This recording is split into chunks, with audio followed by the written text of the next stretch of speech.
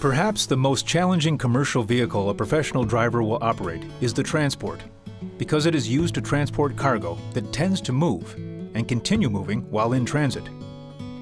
Once in motion, liquid tends to stay in motion, and that can have devastating consequences for you, your transport, and other drivers.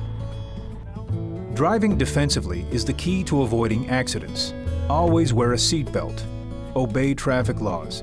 Take note of traffic conditions and other drivers, and follow safe driving practices. It is essential to follow these safe driving practices to reduce your risk of an accident. You should share the road. Look at the big picture. Stay back. Keep one step ahead, and see and be seen. This group of practices is one of a number of practices you can follow. Check with your supervisor on your company policies. Not only are safe driving practices important, there are also certain control issues you will have to manage when operating a transport.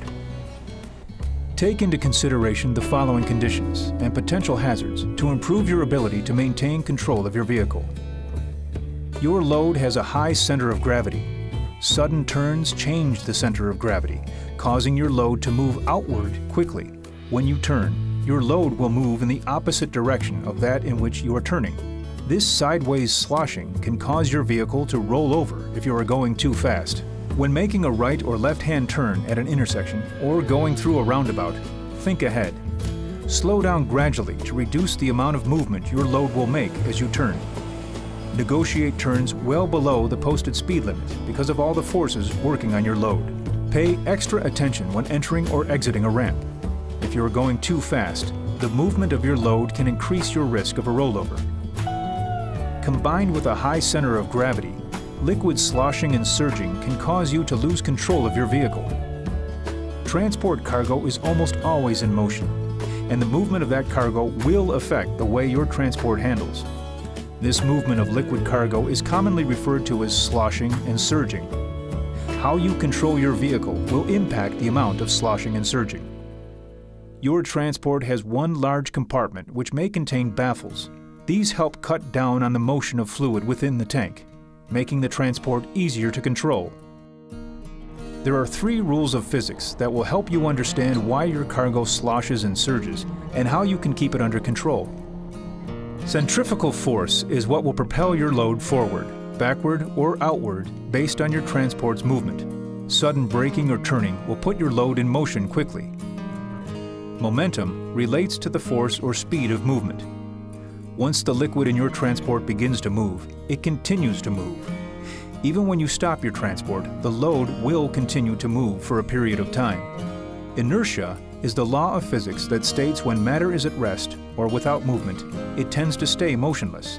And when it is in motion, it continues to remain in motion unless acted upon by some outside force. In selecting your route, you should be familiar with your company's Hazardous Materials Transportation Security Plan and how it pertains to security while on the road. There are certain roads, tunnels, and bridges that prohibit propane from being transported over or through them. Consider these issues when planning your route. On your delivery route, you may have to cross a railroad crossing. Crossing railroad tracks requires special considerations and attention. Before driving your transport, either loaded or empty, across railroad tracks, you must first stop the vehicle within 50 feet of the tracks, but never closer than 15 feet. Look and listen in each direction along the tracks for an approaching train. Determine that there is no train approaching. Cross the tracks and do not shift gears while any part of the vehicle is on the tracks. You are not required to stop at a railroad grade crossing if the crossing is monitored by a police officer or a crossing flagman, controlled by a functioning highway traffic signal, marked with a sign indicating the rail line is abandoned, marked with a sign reading exempt, used exclusively for industrial switching purposes within a business district, or a streetcar crossing within a business district. Following safe driving practices, being aware of control issues such as surging and sloshing, and checking for railroad crossings are all important parts of defensive driving. As a professional driver, it is not enough to drive defensively. You must also be prepared to respond appropriately to dangerous and unexpected situations. Vehicle accidents and emergencies are particularly dangerous for propane drivers and the general public because of the chance of a hazardous material leak or fire. No matter how well you maintain control of your transport, you may be involved in an accident or emergency situation, which may or may not result in a propane leak or a fire. If you are in an accident with no obvious propane leak, pull to the side of the road. Only do this if it is safe to do so and moving the transport would not create an additional hazard.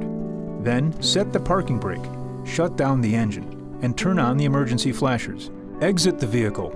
If safe to do so, chock the wheels and check the condition of the cargo tank and equipment. Check all valves, fittings, and piping for leakage. If you find there are no leaks, set out warning devices such as warning triangles. If necessary, tell unauthorized people to keep away from the vehicle. Once you have taken initial precautions, follow these steps to ensure conditions at the accident site are safe. Be aware of spills and leaks of any material that could be present. Determine if other hazardous materials are present by checking the other vehicles involved for hazardous materials placards. Check with your supervisor on your company policy. Move a safe distance from the vehicles and direct other people in the area to do the same. Call the police and/or ambulance. Remain at the scene. Cooperate with emergency response personnel and provide required documents. An emergency exists any time that unintended and/or uncontrolled release of propane or any other hazardous material occurs during the transportation process. If a propane leak occurs, never enter or pass through a vapor cloud produced by a release of propane. The gas may find an ignition source and flash back to the leak. If you enter a vapor cloud, which may not be visible, and a flashback occurs, you will have no protection. During an incident with a propane leak, move a safe distance from the vehicles and direct other people in the area to do the same.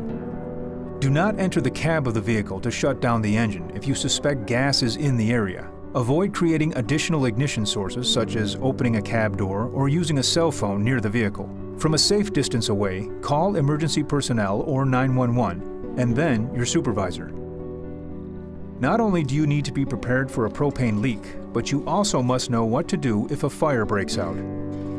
Two potential risks of fire on a propane vehicle are brake fires or tire fires. Never ignore a brake fire or a smoking tire. If a non-propane fire occurs on your vehicle while en route, stop your vehicle in the nearest safe location. Shut off the engine.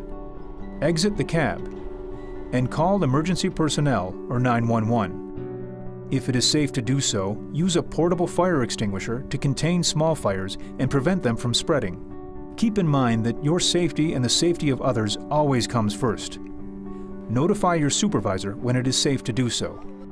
If there is a propane-fueled fire, move a safe distance from the vehicles and direct other people in the area to do the same. There may be a time when an emergency occurs and you have to stop along the highway. If you need to stop your transport on the traveled portion or shoulder of the highway, immediately activate the vehicle hazard warning flashers. Check for traffic approaching from behind and in front of you and stay off the road as much as possible. Depending on the type of roadway you are on, follow the appropriate rules for warning triangle placement. For two-way roads, place one triangle approximately 10 feet from the transport in the direction of approaching traffic, one approximately 100 feet from the transport in the center of the traffic lane or shoulder in the direction of approaching traffic, and one approximately 100 feet from the transport in the direction away from approaching traffic.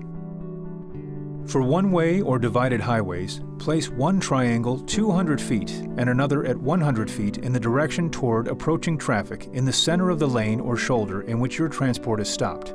Place another triangle on the traffic side 10 feet to the rear of your transport. For hills, blind curves, or obstructions, place one triangle between 100 and 500 feet from your transport in the direction of the hilltop, blind curve, or other obstructed view so other drivers have plenty of warning. It is not necessary to place warning devices in business or residential areas unless it is dark enough that lighted lamps are required.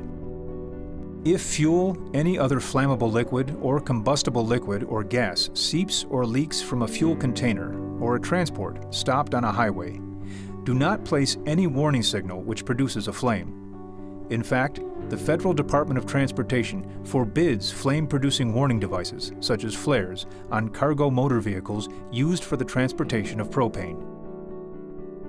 When an accident or incident occurs, first call 911 and then contact your company by radio or cell phone if it is safe to do so, or ask a passing driver to do so. Provide the driver with your name, your company's name, and the location and time of the accident so they can report these details to your company. Try to remember as many details about the accident or incident as possible.